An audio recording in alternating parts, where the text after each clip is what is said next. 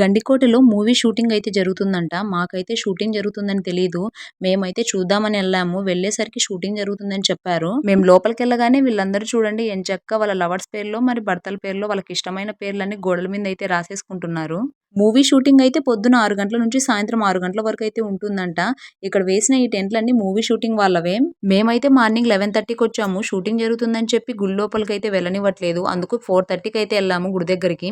ఇక్కడ ఉన్న ఈ పెద్ద పెద్ద ఫ్యామిలీ క్యారీలను చూస్తే అర్థమవుతుంది. లంచ్ చేసుకొని మళ్ళీ షూటింగ్‌కైతే వెళ్ళినట్టున్నారు.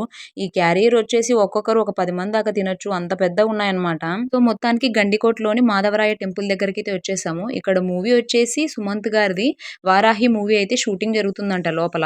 నేను మొబైల్ పట్టుకొని వీడియో తీస్తుంటే అక్కడ షూటింగ్ వాళ్ళు వీడియో తీయొద్దమ్మా అని అంటున్నారు. ఇంకా నేను వీడియో కూడా సరిగ్గా తీయలేకపోయాను ఈ గుడి దగ్గరైతే. గుడి లోపలైతే ఇంకా సుమంత్ గారు షూటింగ్ లోనే ఉన్నారంట.